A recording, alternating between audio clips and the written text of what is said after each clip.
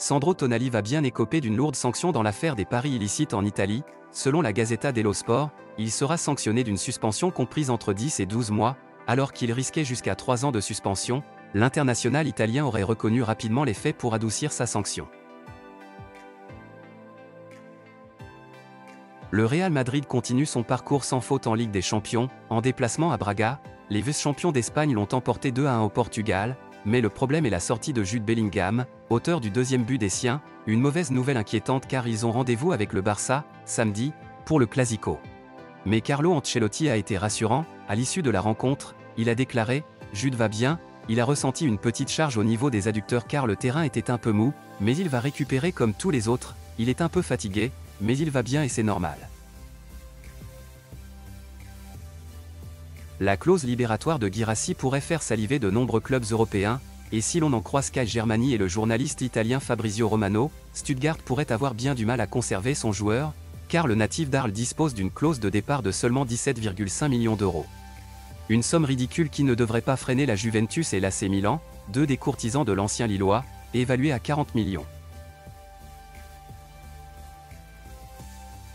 Dans l'ombre d'Erling Haaland la saison dernière à City, Julián Alvarez a pris du galon, surtout, grâce à sa Coupe du Monde avec l'Argentine, et du coup il a trouvé une place dans le 11 de Pep Guardiola, mais quelques cadors en Europe feraient bien de l'Argentin la star de leur attaque. Ces dernières semaines, le Real Madrid, le FC Barcelone, le Bayern Munich et le Paris Saint-Germain ont été associés à Alvarez, mais à en croire les informations du journaliste turc Ekrem Konur, son avenir est à Manchester City, car en interne, les dirigeants sont persuadés de pouvoir convaincre Julián Alvarez de rester encore de longues années au club.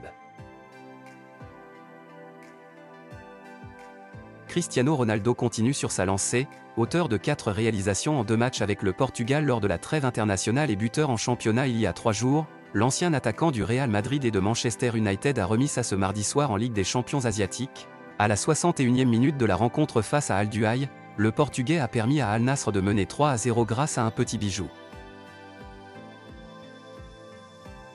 À en croire les informations de Sky Sport, la Juventus compte bien profiter de la situation au cours du mercato hivernal. En quête de renfort dans l'entrejeu, les Bianconeri souhaitent proposer un prêt de 6 mois avec une option d'achat à Jadon Sancho, de quoi satisfaire les attentes de Manchester United, qui attend également une offre du Borussia Dortmund. Selon les informations du journaliste Rudy Galetti, le club d'Al Nassr aurait approché l'agent de Kevin De Bruyne, et l'objectif serait de lui présenter un projet XXL et de le convaincre de signer en Saudi Pro League, mais maintenant il va falloir voir tout ça avec le Belge et Manchester City, qui ne laissera pas partir si facilement un joueur aussi talentueux.